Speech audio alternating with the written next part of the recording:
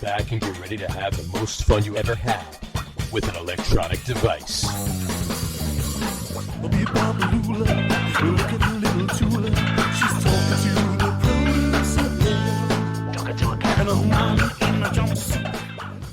right, everybody, welcome out to the Get On With It Sports Show.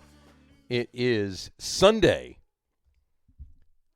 I think it's April 3rd, 2022. Jersey Johnny coming at you. Something like that. With me, as always, on these special Mets Corner podcast is Mr. Radio Pete. How are you today? Hi, everybody. I'm good. That is awesome. It's Sunday. It is Sunday. That's a good reason. Duke lost. Duke did lose. It's a good day for that. There you go. You're happy about that. And the Grammys are on. Yeah. So it's three reasons to be happy. 3 reasons to be happy on this Sunday, April the 3rd. And there's another reason to be happy, too. 4 days from now, baseball returns for another regular season. Should have actually started last week, obviously, but luckily we only missed 1 week with the bullshit with the lockout, right? Yeah, well, it should have actually started 2 days ago. Right. Well, this past week, but yeah, opening day should be April 1st. Right. Well, actually, this year would have been March 31st. It would have been. I know. Right. But it should be. Should be April. Always 1st. April 1st. Right. Even if April 1st is a Tuesday. Don't care. That's opening day should be April 1st. Mm-hmm. Even and whatever. Were they going to open in another country? Was that what was going to go on before? Yeah, didn't they do that the year the Mets went to the World Series and lost to the Yankees in 2000? They've done it a couple times, I think. They opened in Japan. Yeah. I remember Benny Agbayani's home run in that. Yeah, like the Mets and the Cubs, I think it was, right? I believe so. Yeah. Went to Japan for a couple days. Yeah, that's just enough already. Right. Enough, but whatever. I don't know. The people that get paid to figure these things out think that it's going to have some sort of impact or whatever. Exactly. It's like, but it you know should what? be April 1st. Just April 1st. April 1st. April 1st. Done. April 1st. Simple. It's simple. Easy peasy.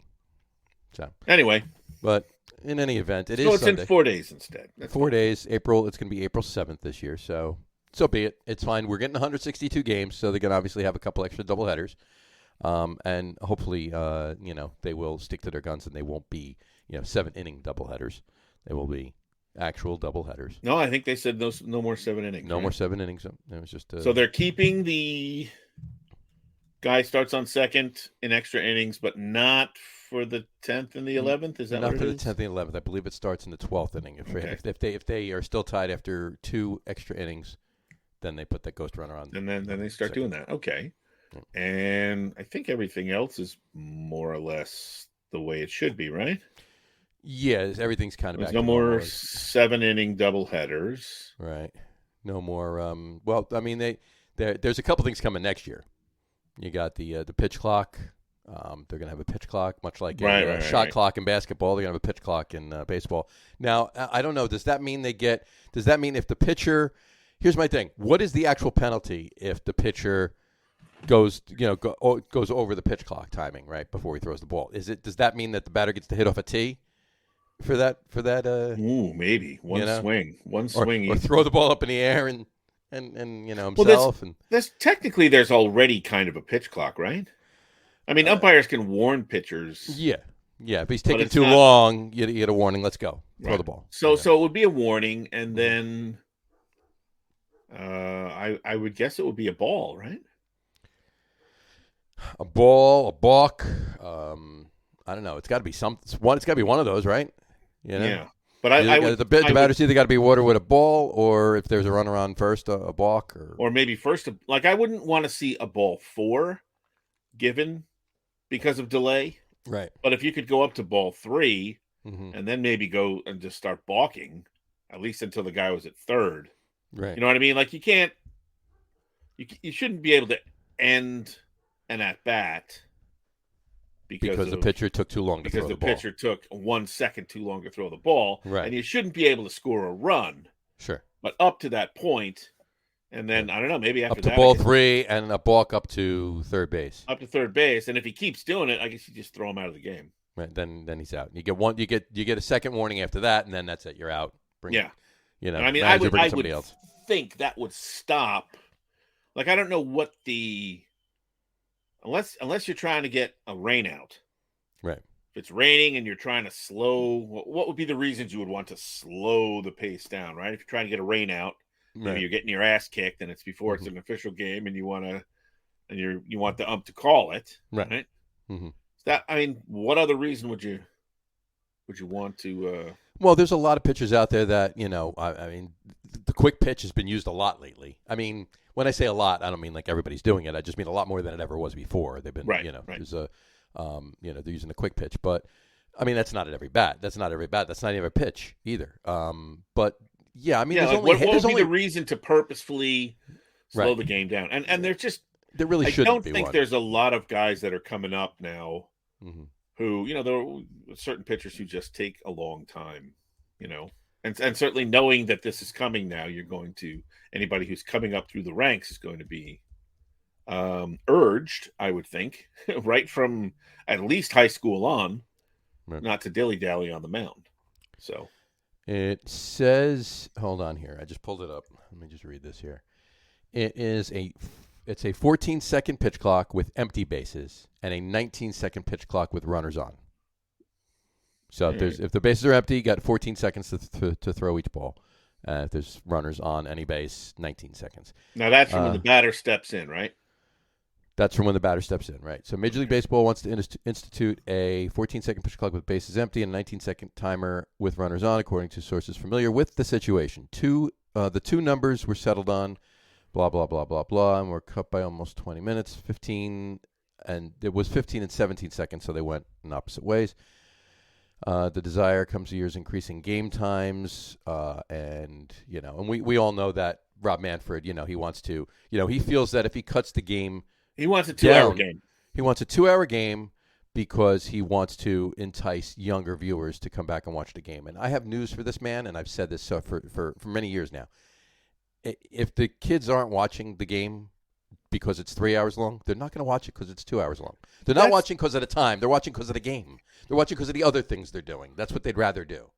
And they're not going to say, okay, you know what, I'm going to stop playing World of Warcraft because MLB is now 2 hours long, so I'll go watch that. It's not going to happen. Yeah, I'll let you in on a little secret that probably everyone, at least subconsciously, knows. This has nothing to do with bringing in a younger audience. Mm-hmm. If you can have a legitimately 2-hour or close to 2-hour game, then how many games can you fit in on a weekend day? Reasonably. You could probably fit 4 games on one channel on a weekend in one day. In one day. That everyone in the country could watch. There would be no overlap. You could go 1 to 3, 3 to 5, 5 to 7, and 7 to 9. Now that's our Eastern time. Right. So, but that's, or when do they start the World Series games? 8:30 at night now. Right. So when you get into the playoffs, you got those West Coast games. Right. They're starting at 9:00, let's say our time. You could have a whole Saturday and a whole Sunday of baseball. You know what I mean? And if that you could speed up, right, or at least sort of almost regiment the playoffs, because how many series do you have at any one time? This is true. No more than 4. That would only work for national games where you want to fit in more markets. Well, that's what I'm saying. When you get to the playoffs, right, and I want or the during the regular season. You could, right. You could, but you'd have to kind of, right. You know, you'd have to work east to west, right? You're not going to put the the Dodgers and the Giants on at 1:00 Eastern time, right? Right. But I think it's 10 o'clock in the morning. Yeah. I think it's designed for the playoffs. It's got to be, because here's the thing: it's not going to really matter local market, right? Because local market, they want the games longer in the local market, because when the game's over, they have nothing else to put on. They're not going to put on an out of market game, and if the game's going 3 hours and 15 minutes, they're getting the advertising for that game in that time, and they're keeping the viewer on watching that game for those 3 hours, 3.5 hours. Right. If it's 2 hours, they're losing out. So all the local markets are going to lose out because of this. Yeah, but Major League Baseball doesn't give a shit about that. Right. They care about the ESPN games. They care about the games that are on MLB Network. Just think about it. That's it. You could put one game from 4 different playoff series, or at least 3, on the same day. You could literally do all 4. Right? How many is in the first round? Aren't there 4 series in the first round? Or you got them? You could literally put game 1 of all of those on the same day. And then game 2 on Sunday, if you wanted to do it that way. Sure. Now, you probably wouldn't do it during the week. But again, you probably You're not going to do playoffs during the day during the week anyway. It's got to be on the weekend, yes. But on those weekends, you could make every game available to everybody, get 2 games in, shorten the playoff time, which is one thing that everybody complains about, right? Right. It's starting to get like basketball. It takes a month and a half to play right? And the season ending in October, right? And we don't see World Series games till after Halloween. Right. Yeah. The World Series is over at the end of the first week in November. Yeah. So. Right. So you could probably back all of that up by a week and a half, maybe 2 weeks. Sure. And everybody would have the opportunity to see every game. There wouldn't be any, again, a game goes long. Yes, you might have some overlap, but you kind of have that now anyway. Now, here's my question to that. Does everybody want to see every game? Because the people that want to watch every game do. They have MLB Network. They have the MLB package with their cable or satellite provider or whatever. And they do, whether they DVR some of them, whether they flip back and forth, whatever they do, they have the ability to do that now without just being able to sit at one TV and watch game after game after game after game. They can do it at their leisure. They can do it. They can flip back and forth. They can watch it later. They can, whatever they want to do, they can do it.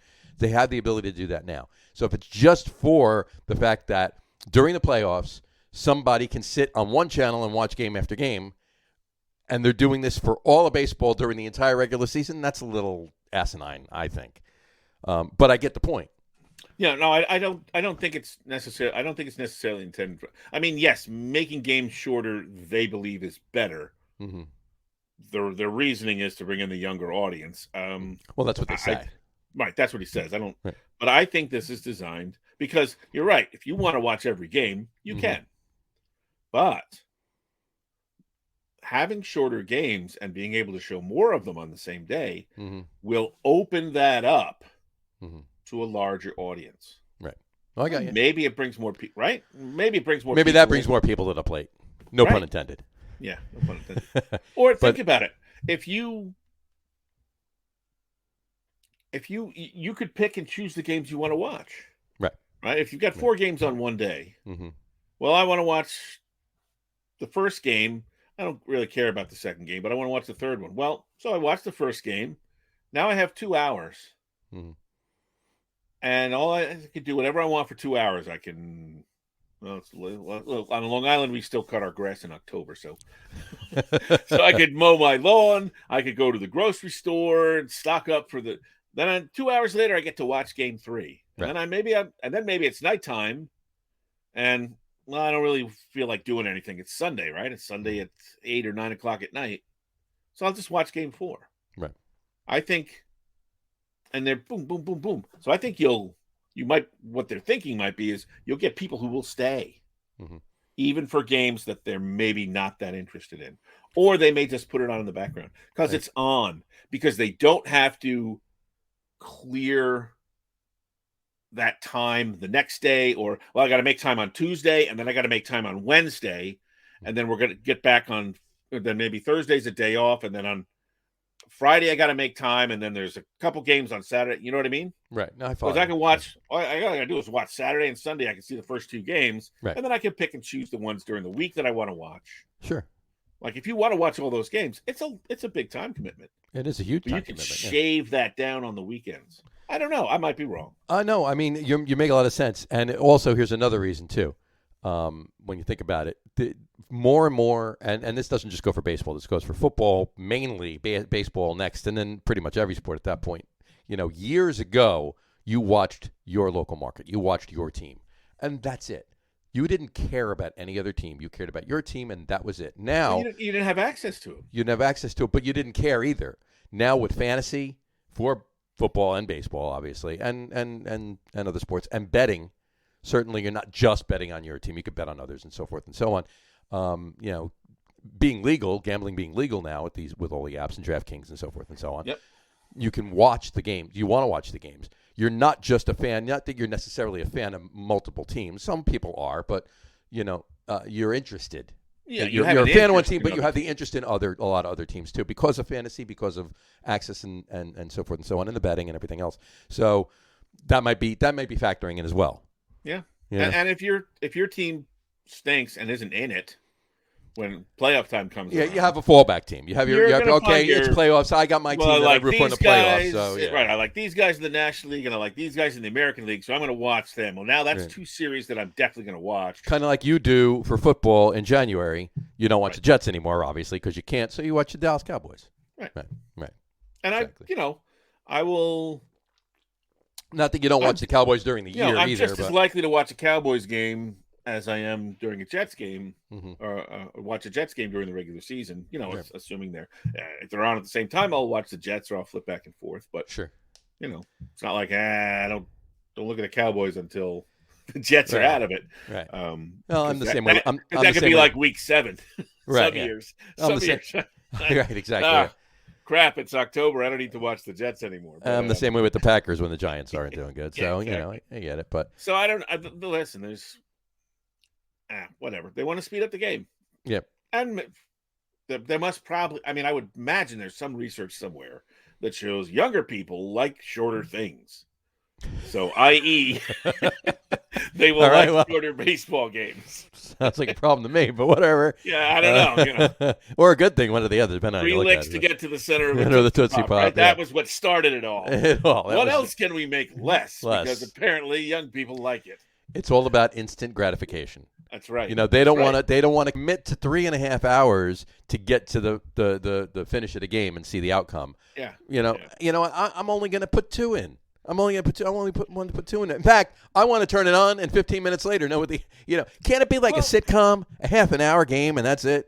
Listen, are you telling me they can play multiple games? They can play 3 games a day. They can play 3-inning games, so they're all an hour long.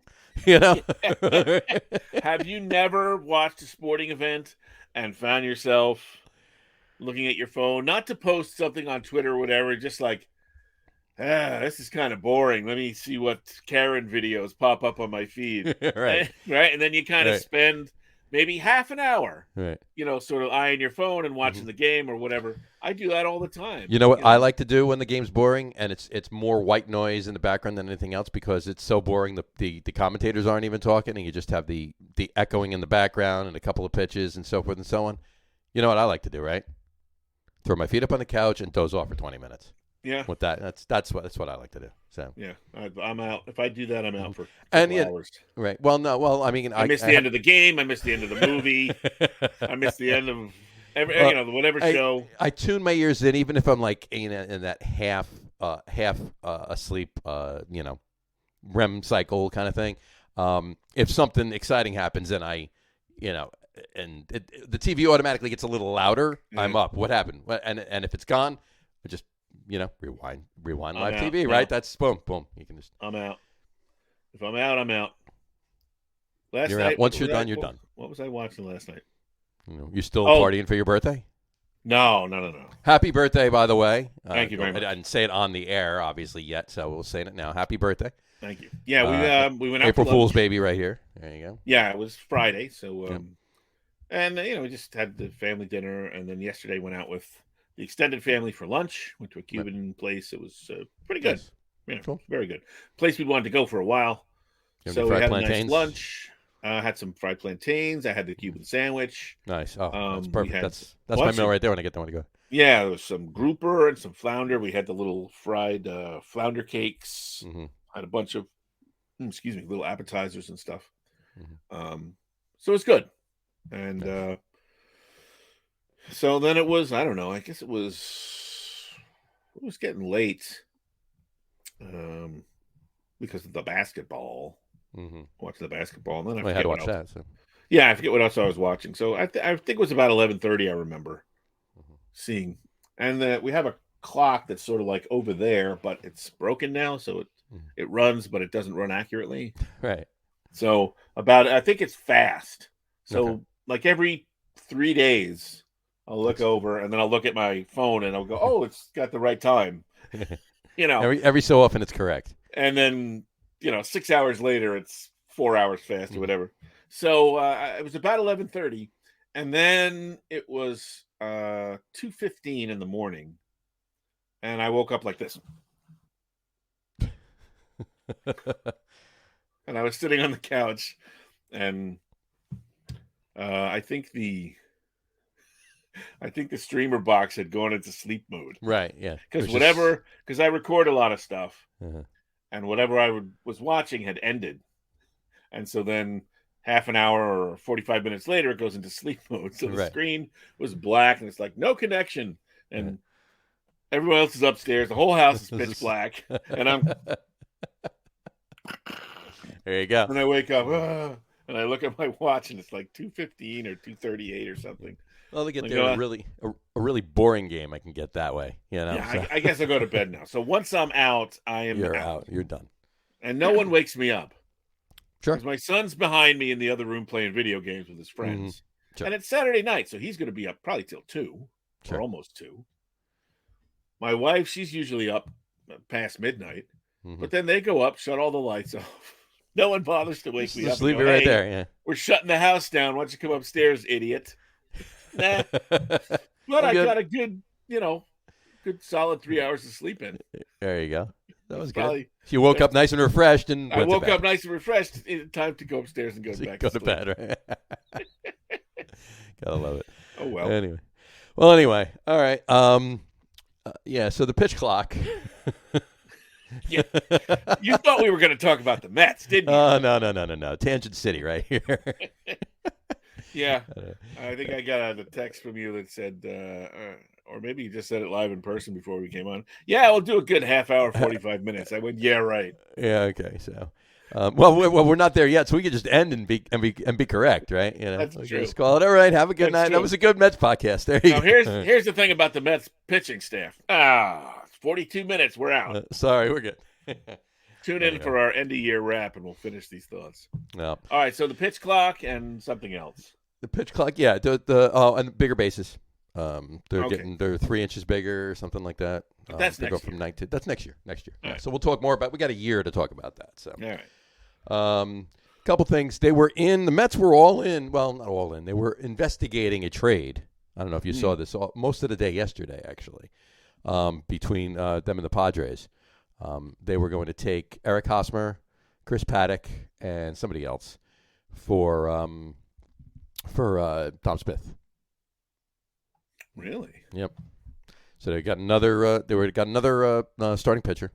They would have gotten Eric Hosmer. I don't know what the hell they're going to do with him because we're going to put him on first base also. We're going to see stand next to Pete Alonso. The DH him or Alonso. Like Alonso always becomes the DH when there's too many guys at first, right? Right.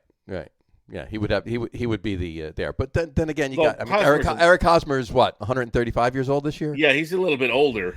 So, but I think might be a better first baseman than Alonso's not terrible. No, Alonso's pretty good. He's gotten a lot better than he was. Yeah, I think I still have it stuck in my head that he's not a good first baseman, but he's better than Dom Smith.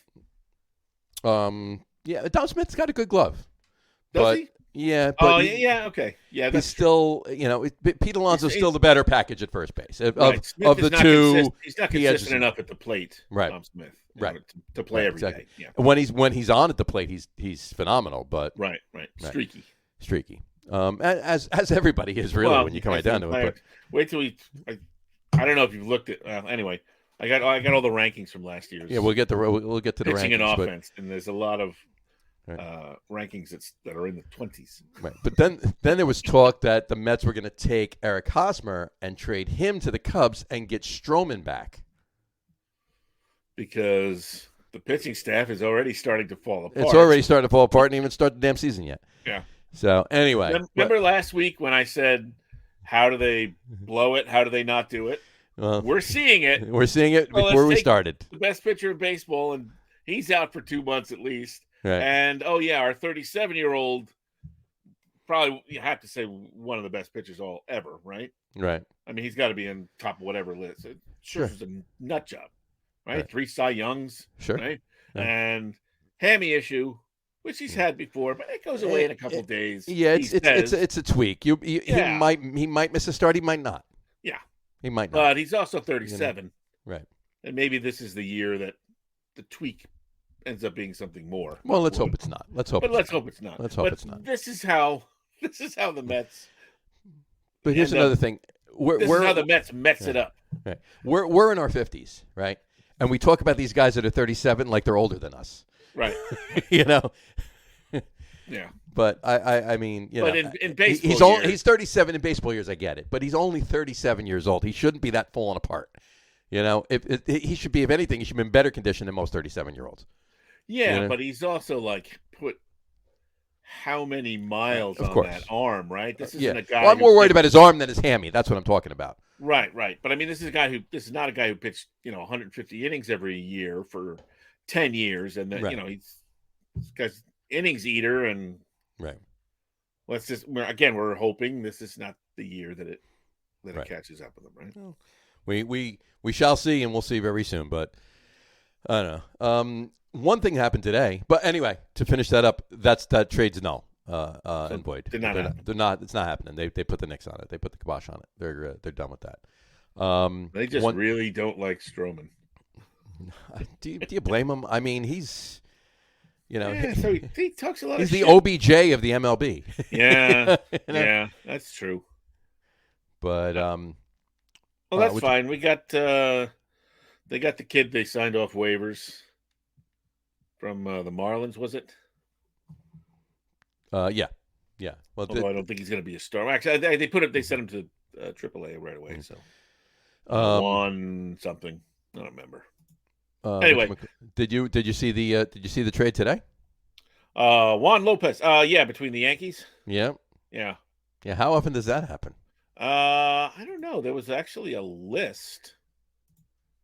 So it's Joely Rodriguez for Miguel Castro. So a right-handed reliever for a left-handed reliever. Yeah. So now the Mets have one left-handed reliever. Yeah. And Well, Miguel Castro ate some innings last year too. I was shocked about that, but they wanted a lefty. They wanted another arm in the. Let's see. All right, so here's a left-handed arm in the bullpen. So here's a list of some Mets-Yankees trades. Mm-hmm. So you have the one today. Mm-hmm. You have 2018 Kendall Coleman for L.J. Mazzilli. That's how it's listed here. No relation. No, not at all. 2014 Gonzalez German. Mm-hmm. Or Herman, purchased by the Yankees from the Mets. Mm-hmm. I don't know if you remember that one. I didn't. And probably the best one for the Yankees anyway, Mike Stanton for Felix Heredia. Mm-hmm. That was in 2004. We know about Heredia's illustrious career with the Mets. Mike Stanton, who won, I think, 3 rings with the Yankees. 3 rings with him. Right. Yeah. 2003 Yankees trade Ryan Bicondua, Jason Anderson, and Anderson Garcia for who? Your favorite closer ever? I didn't. I missed your first part of that. I didn't even hear the year. Yankees trade Ryan Bicondua, Jason Anderson, and Anderson Garcia to the Mets for. What year was it? 2003. Best closer the Mets ever had. Oh, Billy Wagner. Nope. Billy Wagner came from Houston. Oh, you're saying it sarcastic. The most hated closer the Mets ever had. The most hated closer the Mets ever had? Most hated closer the Mets ever had was for me, the most hated closer the Mets ever had was Armando Benitez. Okay, that's the guy. Well, but the Mets, did he came back to the Mets then because he was on the Mets before that? Yeah. 2003. Yeah. Oh, the Yankees took Armando Benitez. The Yankees, right? Oh, okay. I'm going back and forth. I'm like, who? Wait a minute. Okay. Oh no. Sorry. Okay. Yeah, I had it reversed. Okay. I'm like, Yankees wait a minute. Traded 3 guys for him to get Armando Benitez. Yep. But why did they want Armando Benitez? I mean, he basically gave them game 1 of the series. Did he not? 3 weeks later, they flipped him and sent him to the Mariners for Jeff Nelson. That's why. So they wanted Jeff Nielsen. Yeah. So Benitez, let's see, 18-14 with a 2.70 ERA and 347 innings for the Mets. He went to the Yankees, pitched 9 1/3, and allowed 4 runs, and in 3 weeks, and then they sent him to the Mariners for Jeff Nelson. Yeah, I had the back. Now, as for the guys, I had the Mets getting from the Yankees. Right? Yeah, I didn't say it correctly. So, well, I think I did, but I heard it. Well, I was reading when you first said it. That's what the problem was. Oh, okay. As for the guys the Mets got, Baikondua never got to the majors. No, he never. Anderson, 6 runs in 10 2/3 innings. Following the deal, Garcia played 1 game in the majors with the Phillies in 2007. Mm-hmm. Kicked around the minor league system for a while. So they got nothing. They got nothing from him. Well, it was a way to get rid of Benitez, right? Yep. 2001, David Justice from the Yankees to the Mets, Robin Ventura. Mm-hmm. And 1993, Kenny Greer for Frank Tanana. We actually talked about that Ventura trade. That's about all the ones I care about. We actually talked about the Ventura trade 21 years ago on the podcast. Did we? On the show, yeah. That was right smack dab in the middle of that. All right. Yeah, and I mean, there's a bunch of others. Let's see. This list goes back to 1966. So 1, 2, 3, a bunch. I'd say somewhere between 10 and 15. So the average is like 1 every 5 years or so. So let's see, 93, 92, 89, 87, 83, 80, 77, 72, 67, 66. So every 4 years maybe is the average. Yeah.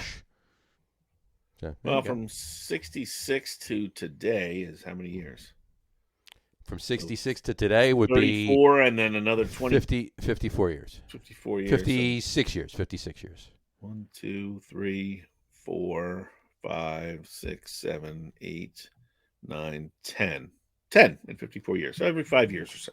Average. There you go. So it has I don't think I would have thought it was that much. I wouldn't have thought it was that much. I would have thought there were maybe 5 of all time, So Actually, it's probably a couple more. I think there's a couple more than that. Well, yeah, I mean, there's plenty of Mets that were former Yankees and vice versa, but they were never trades. They were free agents, and they picked them up, So, but yeah, it's a little. There's a few extra than that, but yeah, the list is oddly laid out. It's annoying to go through. Like instead of just listing them, they have the trade and then they have the blurb about it. It's just a weird spreadsheet kind of format. Do a lot of scrolling and screw that. Yeah. So anyway, Castro appeared in 69 games for the Mets in 2021, pitching to a 3.45 ERA. All right. He struck out 77 batters in 70.1 innings. All right. And he's 27. Joely Rodriguez is 30. He appeared in 52 games as opposed to 69. Had a 4.66 ERA. And he struck out 47 batters instead of 77 in 46.1 innings pitched. So there you go. So the Rodriguez ERA was a bit high. He went 1-0 with a 2.84 ERA in 21 games with the Yankees last year. After he was, that was with both. That was the whole year. Joely Rodriguez. He had a 2.84 ERA with the Yankees in 21 games. So 21 of his 47 games or 52 games. After he came from Texas as part of the Joey Gallo trade. Okay. So just the Yankees last year, 21 games, 2.84 ERA. So, I mean, better in New York, if you want to call it that. Right. Well, and the other stat blurb I saw was a 5.59 ops against lefties, which is pretty good. So I think that's why they got him. Right. Yeah, well, we'll see. I mean, he's look. I don't know. I mean, Castro ate a lot of innings. Granted, his ERA wasn't off the charts; it was 3.5, but still better than 4.5 or 5.5, 6.5, and on from there. You can go that way with a lot of relievers, but he was an innings eater. He came in. He held it down, or at least in check for a lot of the time he came in. So I wasn't too unhappy with Castro we'll see what happens with Joely Rodriguez. I mean, you got to say that. Okay, hopefully they know what they're doing, because this isn't like any of the old regimes that just knee jerk. Hopefully it was the correct move. But we'll see. Yeah, I mean, and we're talking about one reliever here. They have other relievers. So it's not like he's the only reliever. Oh my God, what are they going to do? Right. So yeah, I don't know what who's going to be. Well, see, I'm looking on what is it, RotoChamp. RotoChamp. Tyler McGill listed as the Mets' 5th starter. At the moment, he is, because DeGrom's out. So right now they have Scherzer, Bassett, Carrasco, Walker, and McGill. Yeah. So if Scherzer doesn't go opening day, you throw McGill out there. You throw McGill out because you have extra days off early in the season, right? And don't they have a 40-man roster for September or something? They have this year. They have a 40-man roster for September, and they also have 2 or 3 extra players in April because of spring training. So they have a bolstered roster for the month through September. You said a 40-man roster in September. I meant in the first month of the season. Right. Like they do in September. I got you. Yeah. No, it's not 40. It's not 40. They have 2 or 3 extra players. Oh, okay. An extra pitcher, extra position players. Yeah. Okay. So they might have an extra guy who might be able to throw 3 or 4 innings that they could use as a spot start or something. But what do? Do you move Bassett up? Scherzer's going to want to go. Yeah, well, obviously, right now, with DeGrom on ice right now, your number 1 Scherzer, Bassett's 2, Carrasco's 3, Walker's 4, McGill's 5. But I mean, for opening day, right?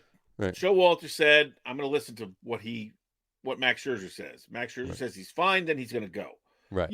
Max Scherzer's going to want to go unless his fucking leg is broken. Right. So. Right. If he's not, and they have to go with the rest, Showalter doesn't want to screw up the rotation starting with the first game, so he's going to throw McGill out there. So McGill's going to be your opening day starter by default, just so he doesn't eat into the. And then you go Bassett, Carrasco, Walker, and then assumedly Scherzer would be healthy. Scherzer at that point, and you're back to the top at that point, right? And then McGill would miss a start, and then come back at the 5th after Scherzer starts. Right, because I don't know how many times you. Well, I suppose you're going to stick to the rotation, but again, with the extra days off, earlier, at least in the early part of the season. But then again, you're going to have maybe some of those canceled games being made up as doubleheaders. Well, let's look at the exactly. Well, the schedule right now. Have they updated schedules? Yeah, you have it right here. The first game is they only have once they start, they only have 2 days off in April. Oh, okay. I thought they had extra days off. They have 4 games against the Nationals, Thursday, Friday, Saturday, Sunday. They have 3 games against the Phillies in Philadelphia. Then they have next Thursday, the 14th, off. And then they have 3 games at home against the D-backs. That's their opening weekend, starting Friday. So Friday, 1 p.m. is the home opener. And Jackie Robinson Day 2 and everything else. So their home opener is on Jackie Robinson Day, which is normally they open on a Thursday and have the Friday off. They did it that way so they can play on Jackie Robinson Day. Right. Then they have 4 games at home against the Giants. And then they're away against the Diamondbacks for 3 games, away against St. Louis for 3 games. They have the 28th off, and then they play the Phillies 29th, 30th, and presumably I don't have Mays in front of me. I can switch it, but I'm assuming the Sunday as well. So, once they start playing on the 7th, this coming Thursday, they have 2 days off. That's it. Okay. So it's as if they just start. It's not like your regular opening week of the season where you have 2 days off in 5 days. Right. So they're going to need that. They're jumping right in. They need the extra players. So yeah. So they'll probably wind up going with a 6th. Who knows? They might even throw Robinson out there. Peterson out there. Peterson out there. So they got Bassett, Carrasco, McGill, and then of course, and Walker, and then of course Scherzer and DeGrom when he does come back. But the bullpen they have, they even have Joely Rodriguez listed already. I can speak. Diaz obviously is the closer. Seth Lugo is, your alternate closer and long relief. Right. Trevor May's in there. You got Adam. They picked up Adam Ottavino. Yep. And they got this guy, Chasen Shreve. They picked up Chasen Shreve, although I don't see him on this. I don't think he was expected to make the opening day roster, but he's not on the opening day roster. I'm looking at it right here. The rest of the roster is David Peterson, Jake Reed, Sean Reed Foley, Jolie Rodriguez, Drew Smith, and Trevor Williams. Chasen Shreve is not on the. So they didn't. I think he's a non-roster. It was rumored that he might because of the injury to DeGrom. He's on the non-roster right now. Jose Rodriguez and Chasen Shreve are on the non-roster list right now. All right, as well as Travis Janikowski too. He's on the non-roster list. Although he did look like he was raking in the beginning of spring training. So at least they got depth on the non-roster spots. So all right, cool. Yeah, there you go. Yeah, and I mean they're gonna. What's Lucchese's prognosis now? Is he on the 60-day? 60, I believe he's on. Yeah. So whatever. Late 2022. Mm-hmm.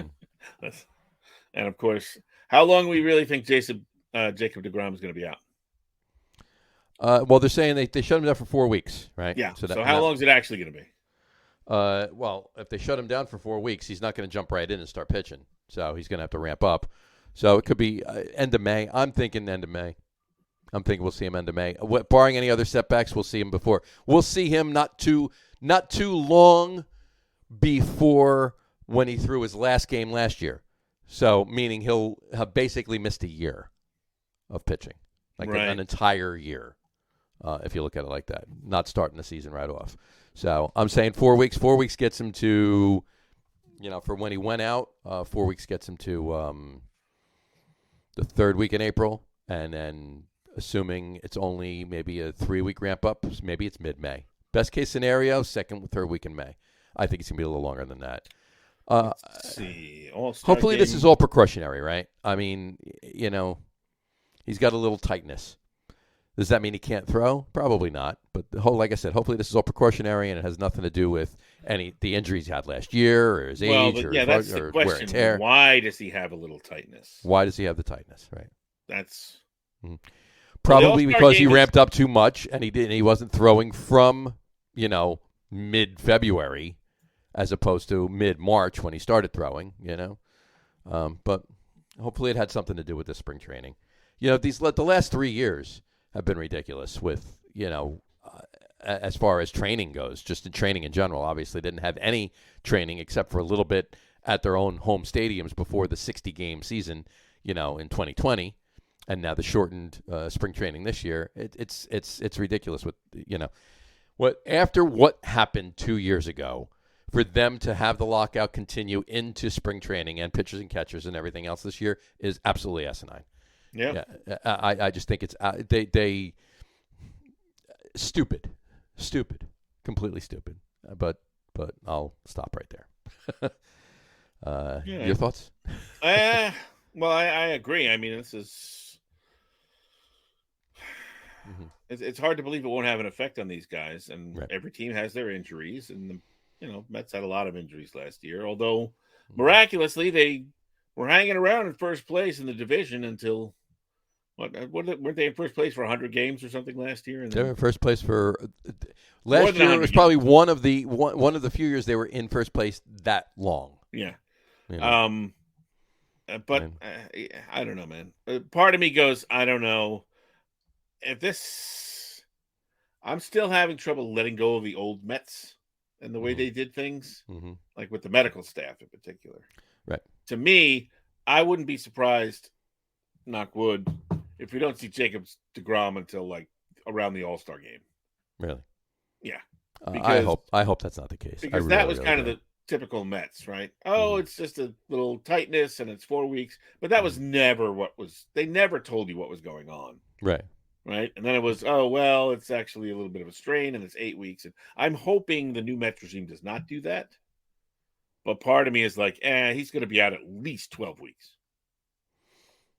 I hope I'm going longer than what the projected. Everybody's saying, okay, if it's only 4 weeks, maybe ramps up for 2, throws for a week, and then he's back in. at least so 2 that's weeks to it's mid-May. Right. It's mid-May. And that's what I'm thinking. I'm thinking it's going to be a couple weeks longer than that. I'm thinking it's going to be right around Memorial Day. Last week in May, first week in June. But you're throwing another month, another 5 weeks onto that. I don't know if it's going to be another 5 weeks, but I think it's going to be. I think he might be back sometime in July. Well, he might be back, a week or two before the All-Star game. Gotcha. Or maybe the early part of July. I don't know. Right. But I'm a pessimist. This is true. Well, we'll see what happens with that. Just looking down their depth chart, obviously we talked about the rotation, and in the rotation they got DeGrom, obviously, Scherzer, Bassett, Carrasco, Walker, McGill, and Peterson. Bullpen they got Diaz, Lugo, Ottavino, May, Williams, Drew Smith, Chasen Shreve when he does come up, Sean Reed-Foley, Alex Claudio, Jake Reed, and Eric Orzi. That's their depth chart in the bullpen. Obviously, some of them are not up. Some of them are, on non-roster spots or extended roster. I'm less worried about their pitching than I am about their offense. Well, here's the offense, right? Catcher, the depth chart. This is the depth chart for each position. So catcher, obviously, McCann with Nido behind him. First base, Alonso with Dom Smith behind him. Second base, Jeff McNeil with Robinson Cano behind him. Third base, Eduardo Escobar with J.D. Davis behind him, and Luis Guillorme can play third as well. Yep. Shortstop, Francisco Lindor with Luis Guillorme behind him. Left field, Mark Canha is basically your starter with Starling Marte and Dom Smith behind him. Brandon Nimmo's your center fielder with Starling Marte behind him, and Starling Marte's your right fielder with Mark Canha behind him. So basically your depth chart is 5 guys for 3 positions, and they're all pretty much. Brandon Nimmo's only center field, Dom Smith's only left field, and then Starling Marte and Mark Canha. So who's your fourth outfielder?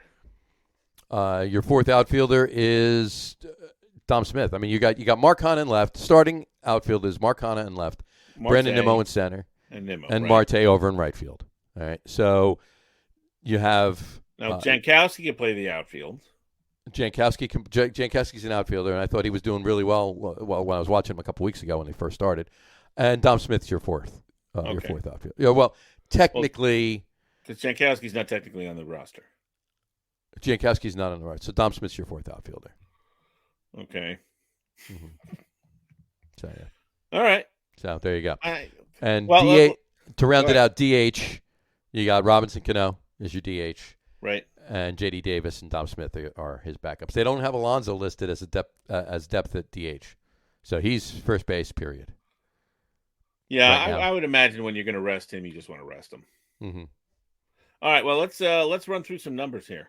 Okay, go for it. So here's the starting lineup: Nimmo, Marte, Lindor, Alonso, Cano, Escobar, McNeil, Caja, McCann. Mm-hmm. That's the order. This is off of whatever website. Mm-hmm. Here's your averages. Go for it. 261, 277, 255, 259, 266, 245, 276, 241, 240. Not exactly blowing the doors off anybody. You got 2 guys over 270. Yeah. and they're just barely over 270. Yeah. I mean, Jeff McNeil, all right, he's a better hitter than 276, right? Mm-hmm. Starling Marte, okay, 277 last year and 528 at bats, but that's fine. He's going to get on. He's going to steal bases. There's just not. I mean, you got some power here, obviously. Mm-hmm. Pretty good power numbers for a lot of these guys. What was Lindor's? Lindor was 255, so that's going to be higher. That's going to be higher. 27 home runs, 82 RBIs. Alonso was 259, which, I guess that's about where you expect, maybe a little bit higher, but 41 home runs. Escobar was 245 with 24 and 80. Caja had 19 home runs, again, 241. McCann's 240, but, that's fine for your catcher, Right. 350 at bats. Well, you expect him. You would hope he have a little bit more because that was the whole. A little bit better than right. He's a better hitter. Like almost everybody on this list. He should be a 270, 280 hitter. Yeah, didn't hit as well as they, normally would or are capable of. Right. So, but let me just throw some numbers at you here, okay? And there's no number in there for Robinson Cano, though, is there? Cano. So did they take his 2020 numbers? I think so, yeah, because they got 346 at bats. So 266, 12 home runs, 45 RBIs. How many at bats? 373. 346. 346. And how many at bats is the average everybody else had? Nimmo's 444. You got 528, 572, 564, 535. McNeil 478. Caja just under 500. McCann about 360. Yeah, so most of the other guys a better representation of a more full. They actually must have taken. There's no way he had 346 at bats in 60 games in 2020. They must have taken his 2019 numbers. Let's see. Yeah, let's see. Let me see if they have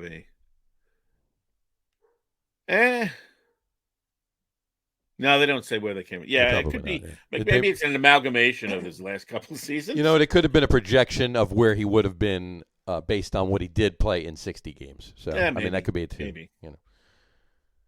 But anyway, not impressive. But anyway, so I went through the rankings of the Mets offense and the pitching staff from last year.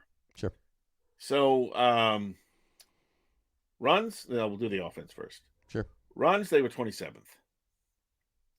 Hits, they were 29th. Okay. I can give you the numbers if you want to know, but that's fine.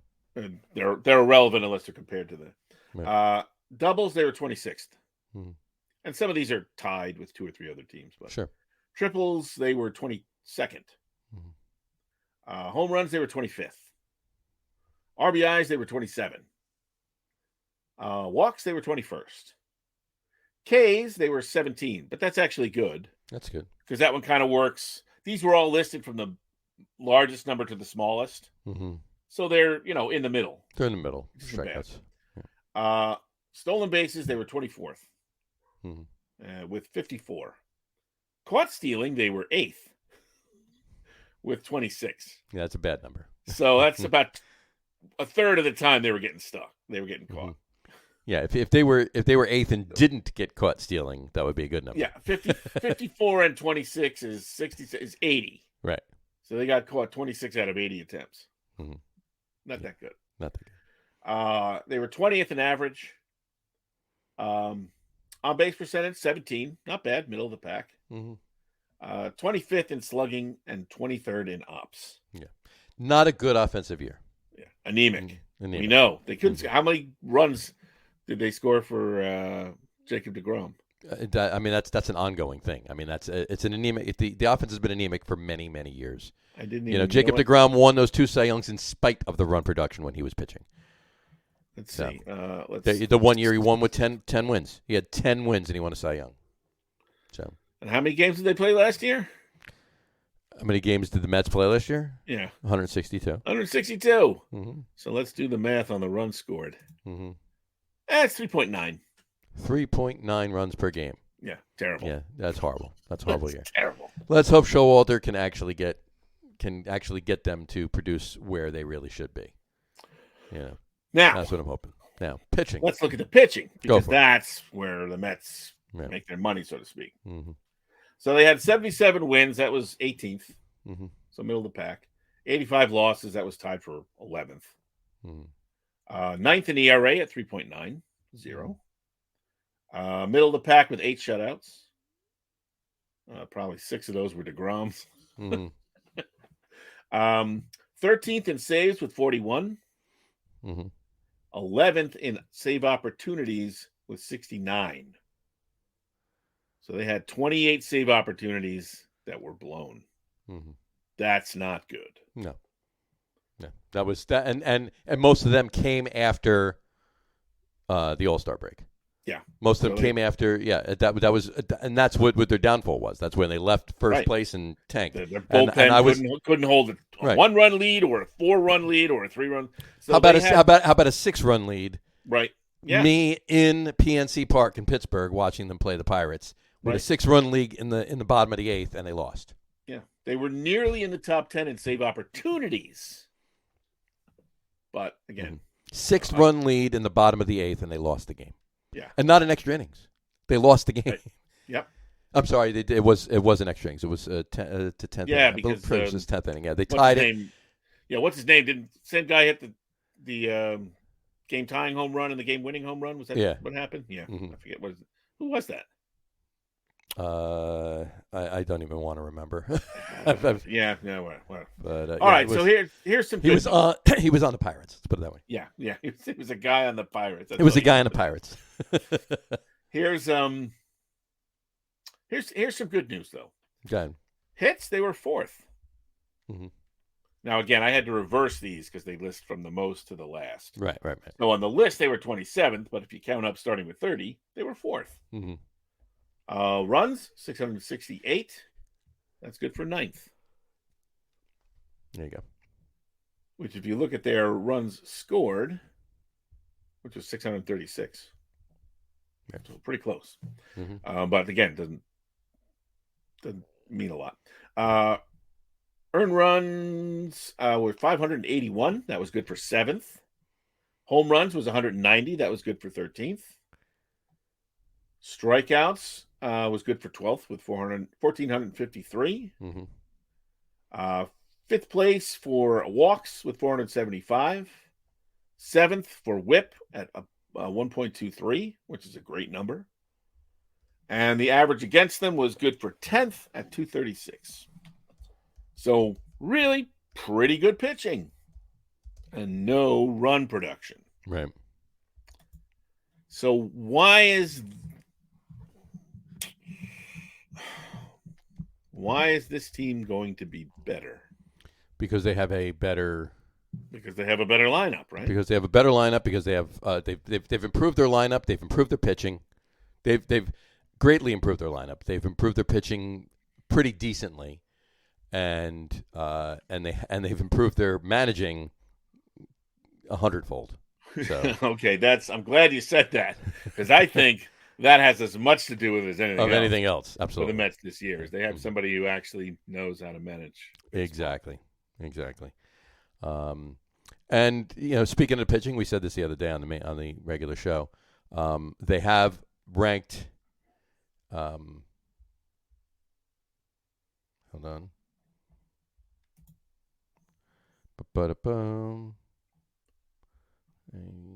I want to see what they have here. Hold on. Is this the pitcher? Yeah, I want to read this to you because it has changed. Ooh. Because of the Mets and Yankees trade. No. This is the rotation. Oh right, this is the starting staff. Mm-hmm. Whatchamacallit. The other day we read MLB. Cole, this is not okay. Hold on one second.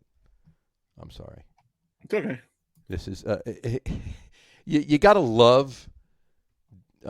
Major League Baseball released their best rotations in baseball, right? Right. And then obviously everybody else puts them out too. Major League Baseball has the Mets the number 1 rotation in baseball. Okay. Sportsnaut.com okay, has the Mets the 10th best rotation in baseball. Sportsnaut. Okay. Sportsnaut. But how is that spelled? NAUT. Sportsnaut.com. Sportsnaut has Is that supposed to be like sports nut with a New England accent? Sportsnaut. Sportsnaut. Or is that a New York accent? He's a sportsnaut. He's a sportsnaut. No, that's more of a New England, right? I guess so. That's a Boston. Sportsnaut. But whatever they got that listed on. I just want to go back to MLB. 10th. Yeah, that makes sense. Sure. Mm-hmm. Well, maybe that was just updated without DeGrom. No, it wasn't. It doesn't say that. It doesn't list that. Hold on. Here we go. Which is an interesting question. Should they be number 1 without the best pitcher in baseball on their staff? Well, obviously they haven't re-ranked them since there's injuries, but they're not looking at it as week 1. They're looking at it as 2022, right? So at some point, DeGrom's going to be pitching, knock on wood, this year, right? So be that as it may, so the Mets have the number 1 rotation in baseball, followed by the Brewers and then the Blue Jays. Oh, right. And around at the top 5, the White Sox and the Astros. Whatchamacallit? The ranking the bullpens. The Braves have the number 1 bullpen, followed by the White Sox, then the Brewers, then the Yankees, then the Giants. The Mets fall in at the Mets don't even make the top 10. So Joely Rodriguez didn't propel them into the top 10. Joely Rodriguez did not propel them into the top 10. Neither did Adam Ottavino. Right. Whatchamacallit? So it says, with Adam Ottavino providing another setup option in front of Edwin Diaz, the Mets could justifiably be on the list, though they do have questions on the left-hand side. So this was written before Joely Rodriguez. So maybe if they re-rank them now, they might sneak into the top 10. Right. Although I'd still say they have questions on the left-hand side because they just added one guy. Well, they have a left-handed option. So it's not a question. It's just, yeah. But anyway, I don't know. So, look, bottom line is... Maybe it's a different question. Right, exactly. Previously, the question was, why don't they have any fucking left-handers? Now the question is the one left-hander they got, is that enough? Best? Is that all they're going to do? Right. So they still have questions. It's maybe different questions, though. Exactly. Well, we'll see. I mean, look, we can only sit here as Mets fans and hope that this season is different than at least recent ones. Not of all time, per se. I mean, it could be. You know, we have somebody in place that's an actual manager. The last time we had that was Terry Collins. And I'm sorry, with all due respect to Terry Collins, I got to rank Buck Showalter a little above Terry Collins. A little bit. All right. We basically have the 2 best pitchers in baseball on our staff. Granted, they both need to stay healthy. Well, or actually, at this point, I should say they both need to get healthy and then stay healthy. But we have the 2, or at least 2 of the 3. We have the best pitcher in baseball, and then the other one is the second or third best pitcher in baseball. Maybe 4th at this point because he's 37, but he's in the top 5. So, ranking us. So if everybody is healthy, we do have one of, if not the best staff in baseball. The bullpen has a couple of questions, but if they can come around with the staff that's in front of them, working with them and so forth and so on. You've got 2 or 3 solid guys in the bullpen, and and role players with the rest of them. Right, but if your offense does anything, then every game is not a one-run game, and you don't have to have a perfect bullpen all the time. Exactly. Now, that's where I was going with this, because, the Mets have done what they've done in the past, even with the bullpen that they've had and the starting rotation that they've had. But they've always – the Mets were in – I think they were leading the league most of last year. In fact, I think they did still lead the league all last year in one-run games. Yeah. All right? They just weren't producing the offense. They have the ability. I'm not going to say they're going to. They have the ability with the bats that they have in this lineup, with the bats that they brought in Marte, in Escobar, in Kana, and getting Cano back. He doesn't have to play second base. I know he wants to play second base, but he's 40, 39, 40, right? Yeah, so you let him play every now and then. But yeah, so if McNeil stays healthy, right, he's good for 150 games. Right, but he can DH. His bat in 2020, before he was suspended last year, his bat in 2020 was pretty damn good. Didn't he get suspended for steroids or something? Or was that the year? That was it was the PEDs was after that, but we don't know what they were. I don't think he was shooting Anadrol, but it was performance enhancing by any means. But you know what I mean. Yeah. But his leash is very short when it comes to that. Not to throw cold water on it, but right. He was the man knows how to hit. So if he's not, my point is, if he's not playing the field every day and he's just sitting on the bench and swinging a bat, hopefully those skills can get him to, he won't need the steroids, is what you're saying. Right, he can produce he won't to need some to extent because he won't be out playing. Exactly. Yeah, I mean, to be honest with you, obviously playing second base is going to take more of a toll on the guy's body than swinging a bat 5-6 times a game. Exactly. Especially at 40. Right. So, hopefully that, that does there. But my bottom line is that they have the options. They have the, they have a better offensive staff. They've got a little bit more speed. And Buck Showalter's the key here. He knows how to manage. He knows when somebody should be bunting. He knows when somebody should be swinging away. He knows when somebody should be stealing. He knows he doesn't have a guy sitting there chewing on sunflower seeds, hoping that everything goes right.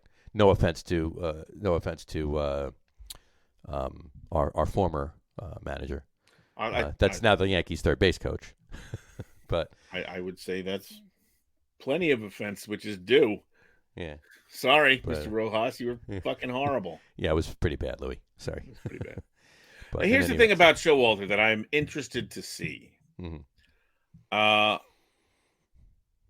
We know analytics and the pitchers and the swapping, and I think we've all lamented this, if not decried it outright on the podcast, about, can we stop bringing these guys in one inning at a time? Right? Do we have to switch? Do we always have to play the numbers? Right.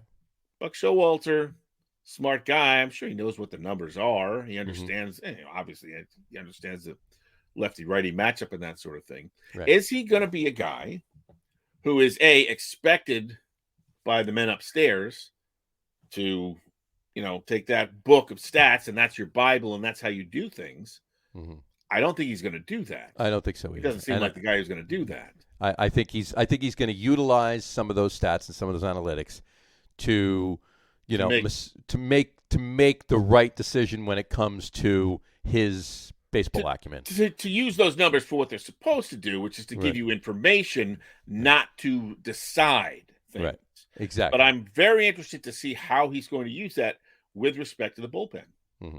If you've got, and look, they have one lefty right now. If you've got a righty who's pitching well, and the next inning you've got a couple of lefties coming up first, but the guy's been lights out for the inning and a third that he's already pitched, and he's fresh or whatever, does Buck leave him in? Because he's dealing. Or does he go, nope, got two lefties, got to go with our one lefty? The answer is yes. The answer is yes. He's going to go with his gut. Buck Showalter is going to leave him in, is what's going to happen. If the guy's been dealing, Buck Showalter is going to leave him in. Louis Rojas would not. Or if he did, he would leave him in until he absolutely failed miserably. Right. Which is the other thing about Showalter. He would leave him in too long. Yeah, exactly. Right. It wasn't have a short leash or too long of a leash. Showalter is right. I'm assuming that Showalter will actually do the right thing and put him back out there because he is dealing. But as soon as he realizes he's not dealing anymore, right? Yeah. A little bit old school, but that's what I'm hoping for anyway. Right. And I hope that the guys upstairs will just go, yep, this is why we hired you. Mm-hmm. And look, you win more than you lose. That should be all that he really has to do. Certainly, hopefully more than 82 wins, but I think they're projected for 90. But the Braves are too. A lot of these sites I saw projections, they got the Braves 1-2 or 2-1. Right. But so that'll have to do with injuries and stuff, of course. And but the Mets, I think they did a good job of adding. Let's see, projected WAR. This one site has them at plus 4.2. They take what they added, and those guys WAR and add it up, and then take what they lost and sort of subtract that and what that difference is. Right. So they were a plus 4.2 in the moves they made, which is pretty good. Mm-hmm. Pretty good. It's pretty good. And I kind of got to tell you, I am kind of glad that they didn't make that trade with the Padres. I still want to see Dom Smith hang around. I think he could be a great role player on this team. And his bat when it is on is great. And I also really didn't want to see Eric Hosmer on this team because, the one World Series win that Eric Hosmer has, came at the hands of, unfortunately, the Mets. So, but hey, what are you going to do? Not that that really friggin' matters. No, well, look, if he comes in, if the trade went through and he came and he was lights out, then we'd love him.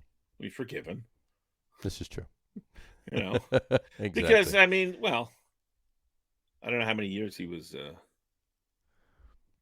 What's that? How many years he played for the Royals? 7. So probably most of them were not so good. Mm-hmm. No, the Royals were not particularly a good team. Well, the Royals made 2 World Series in a row. They lost to the Giants in 2014 and won. And I guess that makes up for, like, you can have 5 really shitty years, but then and go to the World Series twice and win one. That kind of makes up for it, I guess. Kind of makes up for it, yeah. So it wouldn't exactly be like he toiled in hell for 8-10 years and then won one and then. Well, he was on. I mean, he was on the Royals for a couple of years after they won the World Series. So he was, so he had 3, building years, and then went to 2 World Series, won one of them, had another 2 years, and then went to the Padres for that's the last 4. That's a pretty that's pretty good time out there in nowhere land. There you go. But hey, deal's not happening, so it doesn't matter. So no. According to VegasInsider.com, this was written on the 19th. Of March, obviously not April. So according to them, the Atlanta Braves are plus 120. This is for the division. Mets are plus 140. Nationals 600. Phillies 875, and the Marlins 2,500. There you go. So virtually the Mets and the Braves are pretty much, it's anybody's division between the two of them. Although that might be, I'm sure. Where are the Phillies? 600, you said? Yeah. Although I'm sure that's different now because, again, DeGrom is going to be out for some time, right? And that has to affect the bottom line. But well, I mean, but they had them close as far as the division, the pennant odds, and the World Series. They had them dead even. Right. I don't know. So. I mean, listen, the predictions. Did you see the win-loss totals came out for the NFL the other day? I did not see that, no. They're talking about it on the radio, like, well, they haven't even had the draft yet. They know. The only team that I think they didn't post numbers for was Cleveland. Because who knows? They're the only ones that question mark? Everybody else, they got it down? Everybody else, they gave out numbers. There you go. And they're like, we don't even know who's going to be on the team. Yeah. We'll talk about this on this week on the regular podcast. But what? Just curious, what's the Giants and the Jets over under? I think the Jets were 6 and the Giants were maybe 7. So basically, more or less the same numbers that they were given the last several years. Nothing's really changed. I think so. I might be padding the Jets. It might have been a 5. I don't remember. It wasn't good. But I think that's something. Actually, I do want to talk about that on the regular podcast, and then I want to get those numbers, and then I want to look at them after the draft and see how different they are. See how different they are. Yeah, that makes sense. We should. I was thinking. I wrote it down. I'm making my little notes. We'll do the Jets, Giants, the Broncos, and then the Bears. We'll do the Bears for our good friend in Chicago. I think we need to start including the Bears as one of our sort of home teams. Sure, why not? Because we know we have a guy who loves our show. We have listeners in Chicago, and it's a Chicago Bears fan, and so we'll do that. We'll do that. So. But I'll have to look those up. Yeah, I'll look them up before Wednesday. Sure, probably look them up on the fly while you and Harry talk. While you and Harry talk about the Yankees. There you go. We'll get Harry's take on the Yankees because we're not gonna revisit everything that we've talked about with the Mets on the show this week. We'll talk about a little bit extra about the Yankees, and then we'll talk baseball in general because this is our MLB kickoff show this week, and it will be on Thursday. It will be on Tuesday as well this week. Oh, it is Tuesday. Okay. Yeah, unless we want to do it on Friday, we have to make sure we have to figure that out with Harry first. But okay. I'm fine either day. But one of those 2 days won't be Wednesday either way. But either way, let's you and I give our season totals. What we think our what the Mets will do record wise, and will they make the playoffs, and if so, how deep? Let's do that right now for you and I, and then we'll revisit it on this week with Harry, get his take on it, and then we'll do the Yankees in that too. So and the Rockies for him for that matter. So let's do. We don't know if our Bears fan is a North Sider or a South Sider. We'll have to find out. We'll find out. We'll find out then, and we'll talk about. We'll be prepared to talk about either the Cubs or the White Sox. Yeah. So. It's gonna be like years and years ago. I worked for Sports Phone, believe it or not. This was 1996, 97. I was gonna say it had to be the mid-90s. So yeah, 97, 98, I think, because I got out of broadcasting school at the end of 96. And they were still around. And So we had like the regular sports phone, scoreboard updates and stuff. And then we used to do like Chicago sports news. For some reason, they had like their separate line or whatever it was. That was part of the job. So we'll do it kind of that way. Yeah. We'll operate like sports phone. We'll do our locals. And then, of course, locals for Harry is Colorado. Mm-hmm. And then we'll do Chicago. Like they had their own number. Chicago had their own numbers. The sports phone was all, and Chicago had their own numbers. Sports phone was, here's what's happening in every game in the NBA. And then the Chicago was local stuff, separate number that you dial into and do a report all about Chicago sports. There you go. So we'll do it. We'll operate the same way. So we'll do that. Yeah. There you go. So. Although you won't have to dial it. Yeah, we'll just be on the show. That'll be like a local. Add that to our list of locals. We'll throw up a graphic. Chicago New York, Colorado, and Chicago. Oh yeah, you have to come up with a Bears graphic. There you go. Just find this like the saddest looking bear you can. One crying or whatever. But in any event, sorry. So what's our Chicago fan's name? We wrote it down. Jimmy, get on that. Okay, Jimmy, get on it. Jimmy's getting on it. Yeah. So, what's your take? What do you think the Mets' record's going to be this year? I don't know, man. I don't think the Phillies, Marlins, or Nationals are going to be particularly good, but I seem to remember the Marlins being a bit of a bugaboo for the Mets last year. Weren't they the team the Mets couldn't seem to? A lot of teams the Mets couldn't seem to beat. There was a lot of teams, runs, but maybe it just hurt more against the Marlins. So I feel like there were more games against them. So I don't really think they're going to really be that much of a threat. The Phillies probably have the best shot at. Spoilers. Yeah. Playing spoiler, yeah. I'm worried about the Braves. They've still got a good team. They're going to get Acuna back at some point. I don't think he's going to be ready for opening. He's not ready for opening day, but he's coming back at some point. Coming back soon, and they got rid of Soler. Mm-hmm. Was one of the guys they brought in. Right. Jock Peterson's gone. He was there too. Jock Peterson's gone. He was another guy, right? Guys they brought in, three guys to replace. But whatchamacallit, Eddie Rosario he stayed. He's still there. Yeah. So they're still good, and I think the Mets and Braves, assuming injuries are not a huge factor, which is whatever. I think they're going to be kind of neck and neck. All right. So I'm going to put the Mets. I mean, it's the Mets. I can't. How can don't look. Here's the thing. You can't. I know you can't. I know it's hard not to, but you can't look at it as the Mets because they're not anymore. They are, but they're not. Happen. Yeah, everybody's waiting for the shoe to drop. But I'm hoping the shoe has. I'm hoping all the shoes that could have dropped over all the years, they're done. They've all dropped. So we're where we are. So it's I'm gonna say 88 wins. 88. Wow, you're only going 88. Yep. 88 and 74. That's the record. I think so. All right. Are they winning the division? No. They're getting a wild card? Yes. All right. How deep in the playoffs are they? Well, I don't know. Maybe. We got to see what happens out in the West. All right. Well, there's 3 wild cards, so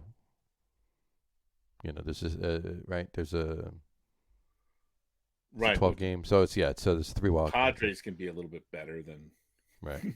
You could have 2 of them coming out of the right. out of the West, but I'll say they get a wild card. Okay, and how deep are they? Are they losing the wild card round? They get into the NLDS. They get into the NLCS. No, I think they'll. See, the Mets this year, I think they're almost better off as not a favorite role. Fair enough. As a good, but not expected to be the best role. Okay. So I think they could get through a couple rounds. Okay, so they're going to go to the NLCS. You're saying? So there'll be a wild card, right? What's the format this year? Wild card round, NLDS, NLCS, World Series. So is it? So his first round is wild card round. Second round is the divisional series. How many games in each round? Wild card is just they're not doing. Are they doing 3 games? Or are they doing just? It's not a play-in game, right? For the wild card, it's just no because now they had the play-in game was to choose the 3rd wild card, right? Right. Last year, but now it's now they just have 3 wild cards. Yeah. So it could be 5 games. It could be. I remember hearing something about 3 games, but it could be a 5-game series. I don't know. All right, so it's not. Well, it's not one. So that's right. So there's that, and then there's the division series. Then the division series, then the championship series, and then the They could go to the championship series. Okay. Yeah, I'll say that. They're going to go to the NLCS, and they'll be a little bit under the radar during the regular season. Mm-hmm. I think the Braves will win the division. Okay. They'll get the wild card, and then they'll have a couple of good series. All right, and they're going to lose in the NLCS. You're saying they're not going to the world. They're not going to the World Series. I don't think so, because there'll be one or two pieces that they really could have used that'll be missing at that point. Gotcha. All right. So 88-74 is their record, according to you. They will not win the division. They will get a wild card. They will win a couple of good series. They will go to the NLCS and lose. 88 and what was it? 74. 74. Yep. Wild card, lose in the NLCS. Gotcha. All right. Mine, I'll tell you right now, is they're gonna. I'm shooting it right here. I'm all in. I'm all in. You're gonna be the optimist. I'm gonna be the eternal optimist as I normally am. Because the season hasn't started yet. So that's why I can afford to be the optimist right now. This is the last chance you have to be an optimist. Talk to me next Sunday. I may have a different outlook. So 3 days in, you may want to adjust this.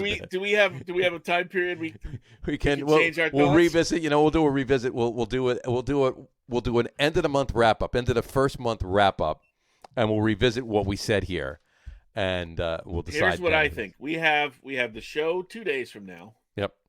The season starts Thursday. Thursday, yeah. Thursday. Yep. So Thursday, Friday. There's games straight through. There'll be a game every day till we do the show the following week on Wednesday. Thursday, Friday, Saturday, Sunday, Monday, Tuesday. 6 games in by the time we get Thursday, Friday, Saturday, Sunday, Monday, Tuesday. Hold on. Thursday, Friday, Saturday, Sunday, Monday, Tuesday, Wednesday. And Wednesday is a 105 game. So they will have played 7 games by the time we do the show that week. I say by next Wednesday, including next Wednesday, we can change our answer here. So we can adjust our because we'll get Harry's too before the season starts, obviously. Right. And then by the show on April 13th, Wednesday night, April 13th, we can adjust. We can adjust. We can adjust what we said. All right, fair enough. We could do that for the Yankees too. And we'll do that for the Yankees. Yeah, fair enough. And the Rockies, and for that matter, and we could do it for the Cubs and White Sox. Right? Yeah. So, all right. So I think that's fair. 7 games is a little sample. And then we can. But after that, we're locked. Locked in. We'll see where we're at. All right. So my optimism here, 4 days before the season starts. Here we go. 95-67. Wow. 95-67. We won 7 games. 7 games over you. Buddy. 95-67. I'm telling you, 95-67. Watch, they're going to go 7-0 that week, and you're going to be like, "I told you." I knew it. And then the end of April, they're going to be like, 14. They're going to be 7-14. Win 7 in a row and then not win another game the rest of the month. Like, can I change it again? No. There we go. So 95-67. They're winning the division. And then I'm the same as you at that point. They're getting to the NLCS, but they're losing. They're not going to World Series. They're losing the NLCS. So, yeah, they're going to lose to somebody out west, right? So, yeah, and they'll lose to, I Giants, Dodgers, Yeah. I got to look at the Padres and see. I don't know what they did in the offseason or what moves they made, but they've made a few. They were a disappointment to me last year. Yeah, they were. Well, we all picked them, right? We all picked them as our they fell down in the second half of the season. All 3 of us picked the Padres to win the NL West. Yeah, they look so good. Yeah, but so we're both. I mean, we're both. The end of both of ours are the same. So it ends in the championship series. You're going 88 wins. I'm going 95 wins. You're going there getting a wild card, not winning the division. I'm going there winning the division. And then we're both the same, that they're reaching the NLCS but losing in the NLCS. So, well, honestly, let's just assume for the sake of this discussion, we keep things the same on the 13th. Is that what day it'll be? It'll be the 13th. Yeah. On the 13th. Yeah. I hope you're right. Oh, I would love to see him win 95 games and win the division. Exactly. So I will gladly be wrong about that. Exactly. All right. Well, that being the case, I think we'll any other notes, any other things you want to say before we wrap up the the show? No, I don't think so. That's pretty much everything I had. Yeah. Yep, that's pretty much everything I had. Right. No. Let's hope 90 minutes. It was perfect. That was perfect. Yeah. Let's hope DeGrom comes back sooner than later. Let's hope Scherzer was just a playing playing cautious with his hammy, and he's smart. Be smart and do it right. Don't pitch opening day. Exactly. And then and let's hope the offense can rake and the bullpen can work its way up and the starting pitching staff is not, deemed a fraud, what everybody was picking it to be. And, look, I'm not looking to be lights out. I don't think they're going to be, but I think they're going to be one of the better teams in the league this year. I don't see how they, unless they just completely, pardon my French, shit the bed. I don't see how they can't be one of the better teams in the league this year. But we'll see, right? Are they going to win 95 games? Are they going to win more? Is it going to be 88? Are they going to be a disappointment and win 82 and not even make the playoffs? Obviously, any of that can happen, but let's keep our fingers crossed that this is the year the Mets no longer are the Mets. Yeah, here's kind of the difference, and I think I talk about this with the Jets a lot, and to a lesser extent with the Giants.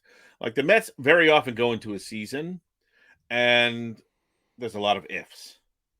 Right? Mm-hmm. If this happens, if these two pitchers perform, above what they've done the whole rest of their career, if this guy bounces back, if this guy who hasn't played more than 80 games the last 3 seasons plays 140 games or whatever. Not so many ifs with the Mets. Right. Like all the tools are there going in, right? They have it. They're set.